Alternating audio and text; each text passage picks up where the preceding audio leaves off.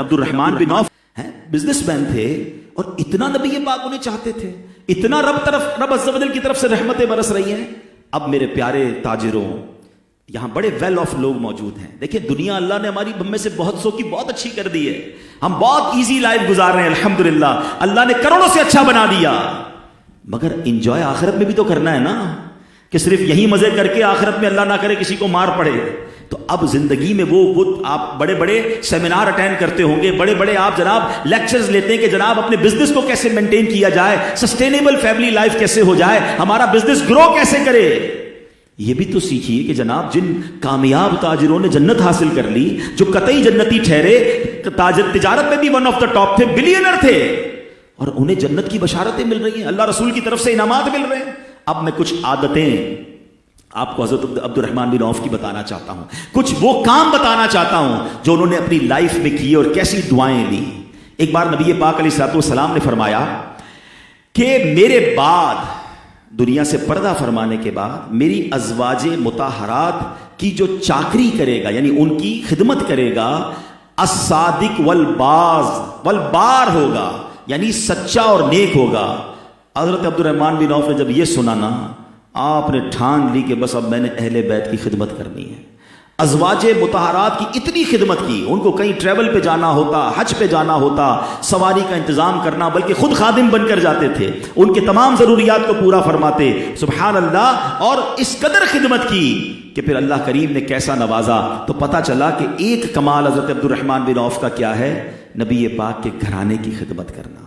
ہم اس زمانے میں تو نہیں ہیں, مگر 1400 سال بعد موجود ہیں. پیارے آقا کی آل کے لوگ اب بھی موجود ہیں. اپنی زندگی میں سیدوں کی خدمت کو شامل کر لیجئے. ترقی چاہتے ہیں نا, آل رسول کی خدمت کیجئے. کچھ غریب سید خاندان کو آپ اسپانسر کر دیجئے کہ یہ میرے آقا کے خاندان کے لوگ ہیں. ہم کہتے تو ہیں نعتوں میں کہ نبی پاک کے صدقہ خا رہے ہیں, رب ہے معطی, یہ ہے قاسم, رزق اس کا ہے, کھلاتے یہ ہیں. تو جن کا صدقہ کھا رہے ہیں ان کی اہل بیت کی اور ان کی آل کی خدمت اپنا طریقہ بنا لیجئے نا, انشاءاللہ آپ نوازے جائیں گے. عبد الرحمن بن عوف خوددار بڑے تھے. ہوا کیا تھا کہ جب مکے سے مدینے لوگوں نے مائیگریٹ کیا, ایمپٹی ہینڈڈ مائیگریشن تھی, وہ کچھ بھی نہیں لے جا سکے, پراپرٹی بھی چھوٹ گئی, پیسے بھی چھوٹ گئے. اب مدینے گئے تو بڑے بڑے مالدار صحابہ بھی اس میں تھے, مگر کچھ بھی نہیں, گھر بھی نہیں تھا. مگر کمال کیا ہوا, تاریخ اسلام کا ایک سنہرا واقعہ کیا تھا کہ نبی پاک نے صحابہ میں اخوت کا رشتہ قائم کرنا شروع کیا. نبی پاک نے ایک صحابی کی, ایک انصار صحابی کو مہاجر صحابی کی, مہاجر وہ تھے جو مائیگریٹ کر کے گئے تھے, انصار وہ تھے جو پہلے سے وہاں سیٹل ڈاؤن تھے. تو نبی پاک نے فرمایا کہ سب ایک ایک صحابی کی, ایک ایک فیملی کو اسپانسر کریں اور ان کو ٹیک کیئر کریں. حضرت عبد الرحمن بن عوف جو تھے, ان کے پاس جن صحابی کے ساتھ نبی پاک علیہ الصلوۃ والسلام نے ان کو یوں سمجھیے کہ ایڈجسٹ کیا یا حکم فرمایا کہ ان کا رشتہ بنا دیا, ان صحابی کا نام تھا حضرت سعد بن ربیع انصاری. اچھا وہ تو کمال کے, وہ بڑے ویل آف تھے, بڑے پیسے والے تھے. حضرت عبد الرحمن بن عوف کو وہ اپنے گھر لے گئے, کہ دیکھیں میری اتنی پراپرٹیز ہیں, اتنے پیسے ہیں, آدھا آپ کا آدھا میرا, میرے آقا نے آپ کو میرا رفیق بنایا نا, تو اب ساری ذمہ داری میری ہو گئی. پراپرٹیز آدھی آدھی, پیسے آدھے آدھے. مگر اگلی آفر اتنی حیران کن تھی, وہ کہتے میری 2 بیویاں ہیں, آپ ایک پسند فرما لیں, میں اس کو طلاق دیتا ہوں, عدت کے بعد آپ اس سے نکاح کر لیں, کیونکہ مجھے آپ کا رفیق نبی پاک نے بنایا ہے. اللہ اکبر, ایسا ایثار, سب کچھ 50-50.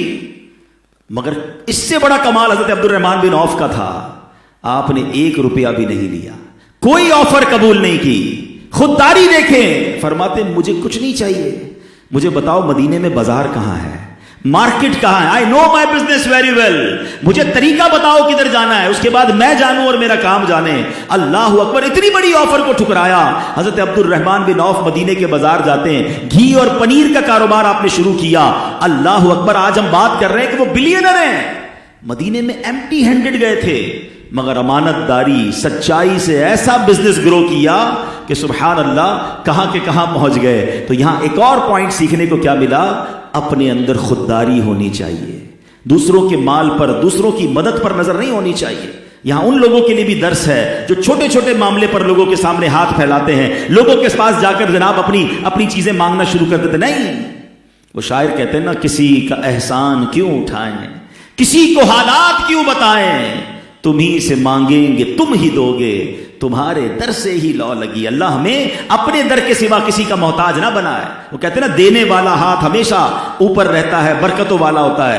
اللہ کبھی مانگنے والا ہاتھ ہمیں نہ بنائے, اور ہمیشہ مشکلات میں رب کی بارگاہ میں, اس کے حبیب علیہ الصلوۃ والسلام کی بارگاہ میں رجوع لائیں, دنیا والوں کی طرف نہ بڑھیں. تو اے میرے پیارے اسلامی بھائیوں, ایسی خودداری تھی